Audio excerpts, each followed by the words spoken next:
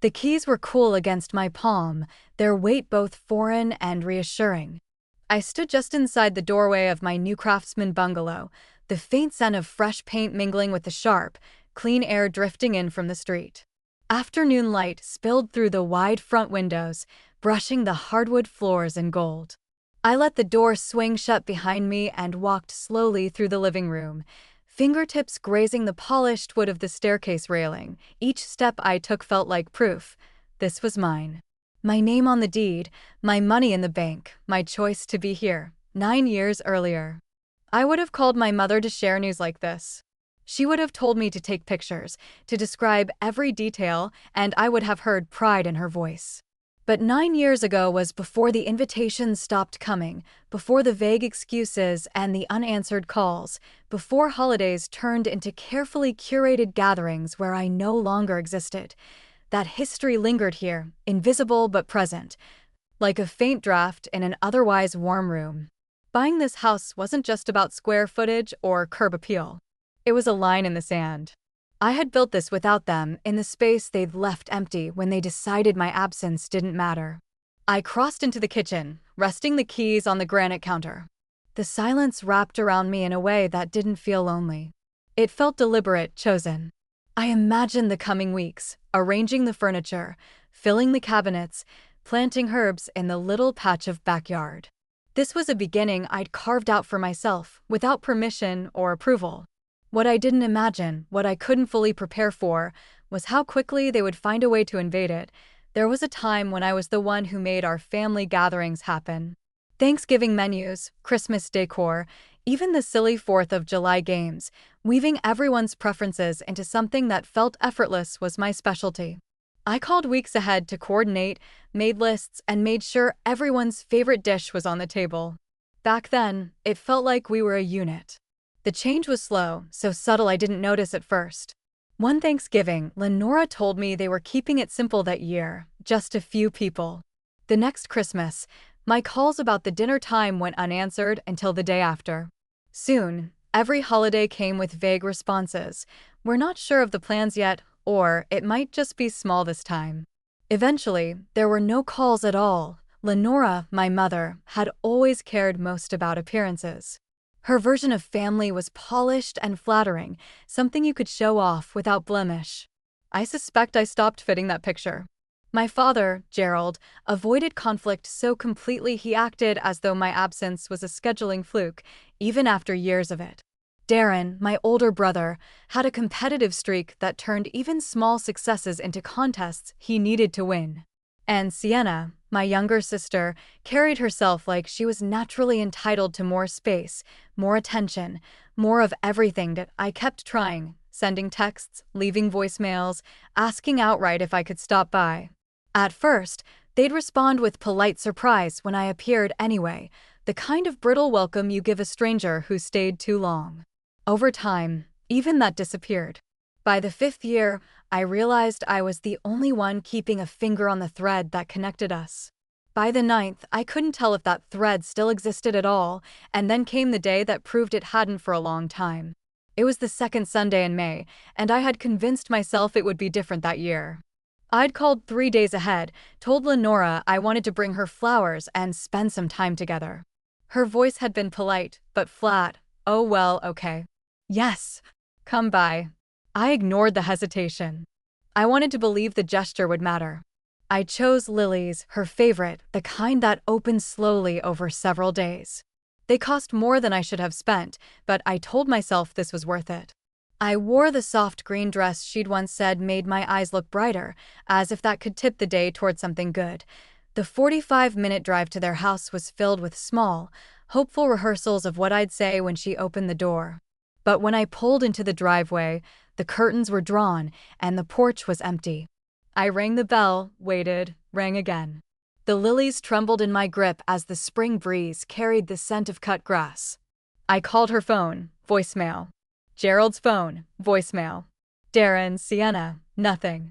I stood there for 15 minutes before the truth began to settle in my chest like wet cement. The drive back felt longer. I placed the lilies in a vase on my kitchen table, their beauty almost mocking in the silence. I told myself something urgent must have happened, an emergency, a sudden change of plans. That night, I scrolled through my phone, needing proof of anything but rejection. It didn't take long to find it. There they were, Lenora, Gerald, Darren, and Sienna, dressed in pastel spring outfits at a glossy downtown restaurant. The caption read, "Mother's Day brunch with the best family ever." A corsage of roses on Lenora's wrist, not Lily's. I stared at the screen until my eyes blurred. Below the flood of heart emojis and compliments, I saw Aunt Celine's comment, "Not everyone at the table I see." Just vague enough to pass as casual, but sharp enough that I knew she understood. I didn't respond. I simply locked my phone, turned off the light, and sat in the dark, listening to the hum of the refrigerator, wondering when exactly my seat at the table had been cleared for good. It wasn't the last time they'd leave me out. But it was the day I stopped pretending I didn't notice. By the time December rolled around again, I'd trained myself to expect nothing. No calls, no texts, no vague invitations that would never materialize. But habits die hard. And that night, after a long day at work, I found myself scrolling through social media before bed. Sienna's post stopped me cold, a perfect Christmas tableau. Lenora and Gerald by the fireplace, Darren's kids in matching plaid pajamas, Sienna front and center, holding a delicate gold bracelet toward the camera. The caption read, "Best Christmas ever with the fam." So grateful for these people. I stared at those words until the screen dimmed in my hand. 9 years. 9 years without a single holiday invite. And still, I'd been holding on to the faint hope that maybe this time would be different. I wasn't angry. Anger had burned itself out years ago. What settled in its place was something quieter, heavier, clarity. I closed the app and opened my contacts. My thumb hovered for a moment before tapping Allison Greer's name. We hadn't spoken in months, but I could hear her smile even before she said hello. "Allison, remember how you always told me to call when I was ready to buy a house?" There was a beat of surprise, then warmth. "You're ready." "I'm beyond ready." We talked numbers, neighborhoods, and timelines. All those years of skip trips, no joint gifts, and no let's all pitch in expenses had added up without me realizing it. They'd funded my freedom. When we hung up, I sat back on my couch. The quiet around me suddenly different, not the emptiness of being left out, but the stillness of standing at the start of something I controlled entirely. The next morning, I woke with a list in my head and a steadiness in my chest I hadn't felt in years. I was done waiting for an invitation. It was time to open my own door. House hunting turned out to be less intimidating than I'd imagined. Allison moved quickly, lining up showings in neighborhoods that matched my budget and my need for quiet. With no vacations, no group gifts, no endless family contributions over the years, my savings were better than I'd realized. The irony wasn't lost on me. Every holiday I'd been excluded from had quietly built my escape fund. We saw a few contenders, places with charm, but no soul, or good bones buried under decades of neglect. Then, one gray Saturday morning, Allison unlocked the door to a small craftsman bungalow on a tree-lined street. The moment I stepped inside, I felt it. Sunlight streamed through wide windows, warming the honey-colored floors. The living room flowed into a kitchen with gleaming counters and enough space for me to cook without feeling cramped. 2 bedrooms upstairs, one for sleeping, one for an office. Out back, a small patio framed by climbing roses and just enough yard to plant herbs in the spring. "This is it," I said, before we'd even finished the tour. I put in an offer that afternoon. It was accepted the next day. Within weeks, the paperwork was signed. The keys were mine, and I stood in that same bright kitchen with boxes stacked against the walls. That first night, I didn't unpack much. I set up a single armchair by the front window, opened a bottle of wine, and poured myself a glass. The quiet felt different here, cleaner, lighter. "Mine." I lifted the glass toward the empty room and said it out loud, just to hear the truth in it, to never needing their approval again.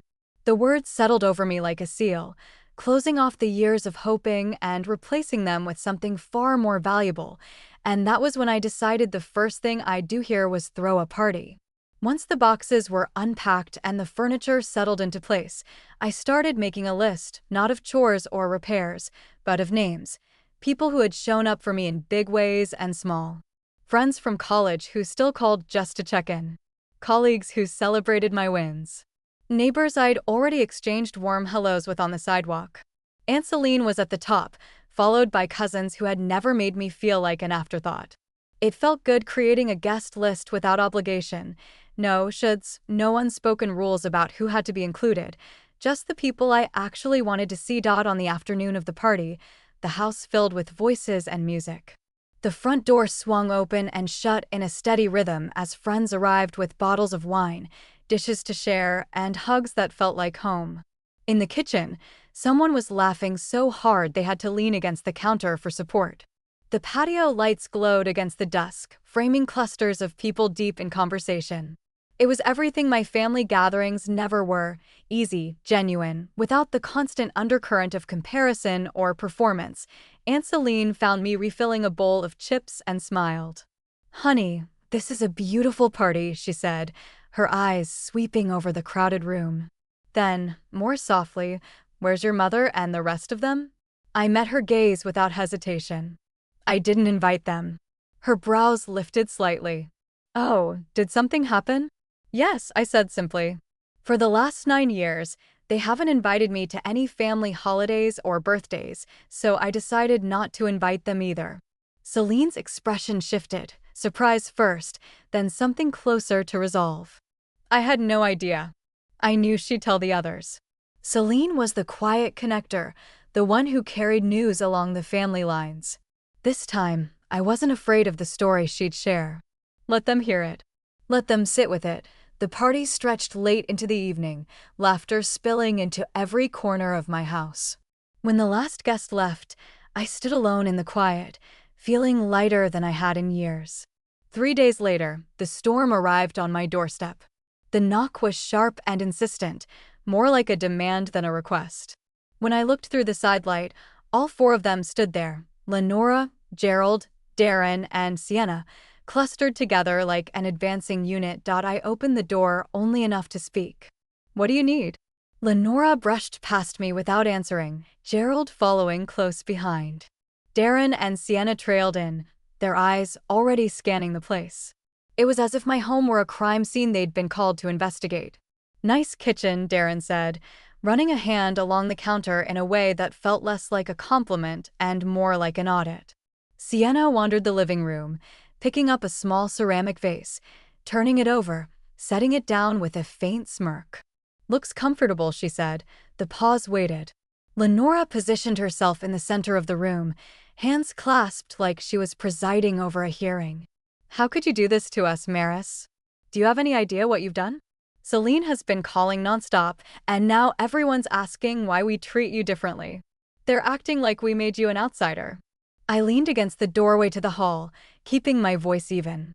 "Why haven't you invited me to a family gathering in 9 years?" Silence. Gerald shifted uncomfortably, eyes on the floor. Lenora opened her mouth, then closed it again. "You don't even know where I work, do you?" I asked. More silence. They glanced at each other, but no one answered. "I've been in a senior role at my company for years.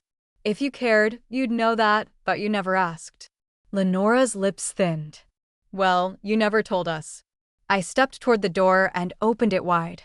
"Time for you to leave. I've already done more for you than you ever did for me. At least I'm letting you walk out with dignity instead of leaving you on a porch with flowers on Mother's Day." Lenora's face flushed, and for once, she didn't have a comeback point. One by one, they filed out, their indignation trailing behind them into the cold air. The quiet that followed was short-lived. A week later, Lenora came back alone. A week later, there was another knock, but softer this time. Through the glass, I saw only Lenora. She stood alone on the porch, her shoulders drawn in, the wind tugging at the hem of her coat. When I opened the door, her voice was careful. "Maris, please. Can we talk?" I let her in, keeping my distance as she stepped into the living room. "I know we haven't been good to you," she began, her tone edged with something that almost sounded like humility. "I want to make it right." My birthday is coming up next week, and I'm planning a small dinner, just family. I'd like you to be there. The words landed heavier than I expected. Part of me wanted to shut it down immediately, but another part, one I thought I'd buried, still wanted to believe her. Against my better judgment, I agreed. Over the next few days, I found myself searching for the right gift. I settled on a silk scarf in a deep teal with delicate silver threads woven through, elegant but understated, the kind of thing she could wear without feeling self-conscious.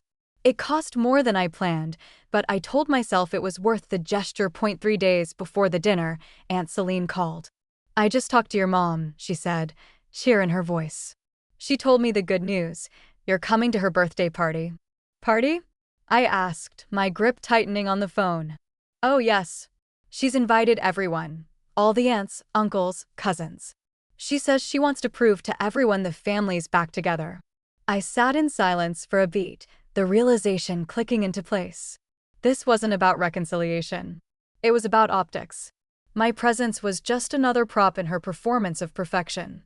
That night, I folded the scarf back into its box and set it by the door, not to take with me, but to return. On the night of Lenora's party, I made myself dinner and stayed off my phone. The sky outside turned from pink to deep blue, and I imagined the hum of conversation filling some rented hall or a too-bright dining room around 7. My phone lit up with Aunt Celine's name. I answered. "Maris, where are you?" she asked. "Everyone's wondering." Then, muffled, put her on speaker. A shift in the background told me my voice was now in the room with all of them. I took a breath. "I want you all to know that when my mother invited me tonight, she told me it would be a small dinner, just immediate family. She didn't mention it was a party. She didn't mention she'd invited all of you. For 9 years, I haven't been invited to a single holiday or birthday. Not once. And now she wants to pretend we're close, so you'll all think everything's fine. It's not. So I won't be coming tonight, and I won't pretend anymore." I ended the call before anyone could respond. The next day, Celine stopped by. Over coffee, she described the aftermath. "You could have heard a pin drop. Then people started asking questions. Why you weren't at Christmas? Why you missed Thanksgiving? Your mom said you were always busy with work. Valerie asked where you worked. Nobody could answer." By the time the cake came out, most of the chairs were empty. I didn't feel triumphant. What I felt was steadiness, a weight lifted that I hadn't realized I was still carrying. The silence from my family lasted only a few days before they tried again. In the weeks that followed, I heard from Celine that a few relatives had quietly started distancing themselves from Lenora and Gerald. Some stopped answering their calls. Others made polite excuses to avoid gatherings. It wasn't my doing. It was theirs. The calls and emails from my immediate family came in waves at first, then in drips. I didn't respond. I'd already said what needed saying, and repeating it wouldn't change who they were. Instead, I turned my focus to the life I was building. Work was thriving. I landed a new client that challenged me in the best ways. I deepened the friendships that had stood the test of absence, people who showed up without keeping score. And, almost unexpectedly, I started seeing Adrian, a quiet, sharp-witted man from my book club who listened more than he spoke and remembered small details like how I take my coffee. When September came, so did my birthday. For the first time in years, I didn't brace for disappointment. I hosted a dinner on the patio, string lights overhead, good wine on the table, laughter spilling into the cool night. The people there weren't related to me by blood, but they had shown up for me over and over again. As I blew out the candles, I realized I didn't feel the hollow ache I used to. The absence of my family didn't feel like a wound anymore. It felt like space I'd filled with people who valued me without conditions. My life wasn't perfect, but it was honest, and it was mine. I looked around the table at the faces lit by the glow of the lights and thought, I got the better deal.